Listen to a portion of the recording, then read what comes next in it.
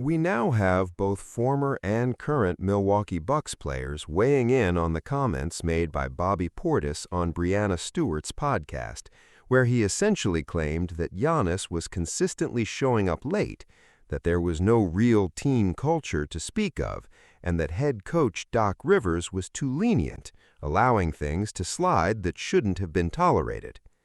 Now, this speaks to a broader reality in today's NBA. Coaches carry authority, but when you're dealing with a superstar on a max contract, that authority has its limits. We've seen it play out time and again. Even a coach like Eric Spoelstra, who has the full backing of Pat Riley behind him, operates in a league where players hold enormous leverage.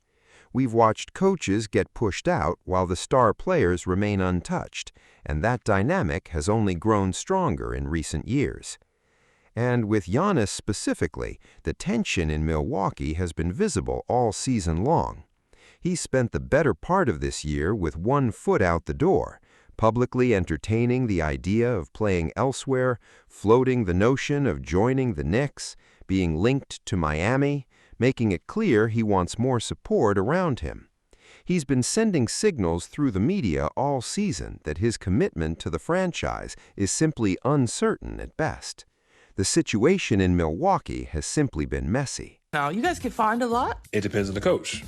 So Doc Rivers, he didn't find anybody. Guys were late all the time. Guys were, showing up to film whenever they wanted to show up. Guys were missing meetings. It was one of the craziest things I've personally ever experienced. We literally, if the plane took off at 2 o'clock, we weren't leaving until 4:30. I'm being so serious, bro. It was crazy, dog. Guys were an hour late to the plane. It got to the point where I knew not to show up until an hour after they said the plane was taking off. It was crazy. So who's the teammate that's most likely to be late? Well, all of yours, obviously, because nobody gets fined. Giannis is going to show up whenever he wants, really, I think that it's kind of just came with the territory at that. And once I kind of saw what was going down, I was like, hey, man, more power to you. They ain't going to find you. Do what you do. Right. Can I be frank or no? Yeah, absolutely. We want you to be frank. A damn snitch.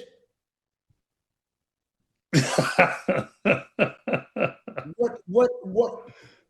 I've played on the Bucks. I've never seen Giannis late one time. I played for the Clippers with Doc Rivers. I played for the Bucks with Doc Rivers. Doc Rivers was a player in the past. He's very lenient, right? He's very lenient when it comes to practicing. I don't hear people complaining then when they got days off, right?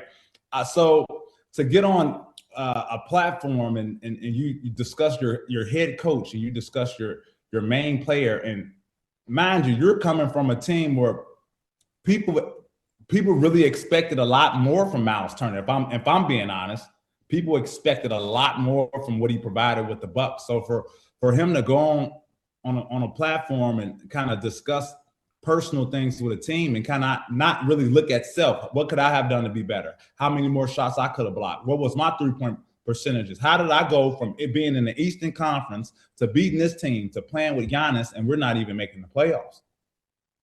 Right? I think it's an issue there.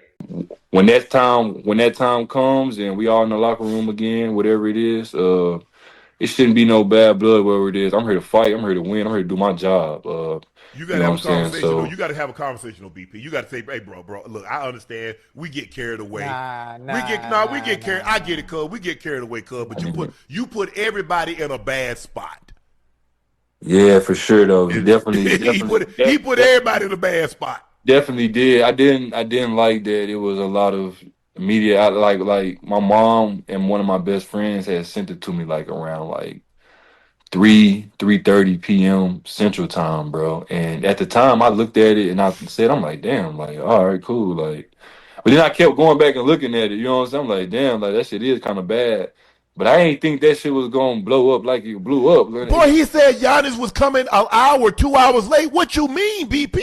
But I ain't think it was gonna go you know what I'm saying? I'm like, God damn, all these Giannis. All that crazy, that shit went crazy, bro. Yeah. And then it kind of put everybody in perspective. We ain't being leaders, we ain't doing all this extra shit, but it ain't even like that for real. It just got kind of took out of context. You can ask, bro, literally we have the same 7 people at our airport that want us to sign things. Literally, we have the same 7 people. Like some teams might have 30 people, 40 people, but you know what I'm saying? We got these same dedicated 7 people that come want us to sign something every time we take off. Oh yeah, it's gonna be Somebody a team. need to call one of them people right now and ask them who late. They gonna say nobody was late. Reaction to it. Well, I mean, the first reaction is think about it's so unfortunate that Doc Rivers didn't have control over his organization. But I thought that was a bigger indictment on Giannis, frankly. And look, Michael Jordan was terrifying. Kobe was obsessive. But you know, you never questioned with them. You never questioned what the standard was. You never questioned that. And as soon as fear enters leadership, then your culture dies. And it feels like, yeah, Doc Rivers in control. Why didn't Giannis try to control what he could control? That was a big takeaway. Myles Turner did not hold back. He essentially gave his blessing to Giannis, saying more power to him if the Bucks aren't going to lock him in long term. But here's the thing. When you look at everything that went on in Milwaukee throughout the season, Turner's comments just add more fuel to a narrative that was already burning. The idea that Giannis had one foot out the door all year long wasn't exactly a secret, and Turner just handed the media more ammunition to run with. But here's where it gets complicated for Myles Turner personally. He's going to be in that locker room next season, and when you're a part of an organization, you generally don't want to be the one feeding stories to the outside world, especially when those stories involve your own teammates and coaches. People have voiced frustrations with Doc Rivers before. That's nothing new. But Turner is coming from Indiana, and let's not forget the history there. Giannis sprinting to grab the game ball after a win over the Pacers, Milwaukee signing James Johnson the very next day almost as a statement, the ongoing tension involving Tyrese Halliburton's father, and the general bad blood that existed between these two franchises. And even when Damian Lillard was in Milwaukee, he had his own public exchange with Halliburton, telling him to be humble. There's a lot of pre-existing friction layered into all of this. So when Myles Turner speaks on Milwaukee's internal issues, a large portion of the public is going to view it through that lens, that he's still a Pacer at heart and carries some lingering feelings toward the Bucks organization. Whether that's fair or not, that's the perception, and perception is powerful. It's going to come across as a shoot-the-messenger situation, and Turner needs to be more aware of how these things land. He signed with Milwaukee for the money, which is completely understandable. That's a professional decision anyone would make. But the optics of speaking out this early while still technically being a part of the team aren't great. And he has to be careful because Bobby Portis is still in that locker room. Giannis is likely gone. Doc Rivers is definitely gone. But Portis remains, and Turner's going to need to navigate those relationships carefully going forward. Beyond the off-court noise, Turner still has plenty to prove on the floor. He's a solid rebounding big, but his three-point shooting wasn't where people needed it to be, and he was noticeably stiff on the offensive end at times. This is precisely why Indiana chose not to pay him. They felt his performance in the playoffs was one of the key reasons they couldn't push past the finish line. Now Milwaukee is holding that contract, and the question becomes who is actually going to want to take that on, given the way last season played out. He's not getting younger, and what we saw this past year is likely closer to what he is now than what he used to be. Pat Beverley came out and said flat out that he views Turner as a snitch, that you simply don't take locker room business and hand it over to the media to dissect publicly. And honestly, that sentiment is going to follow Turner around for a while.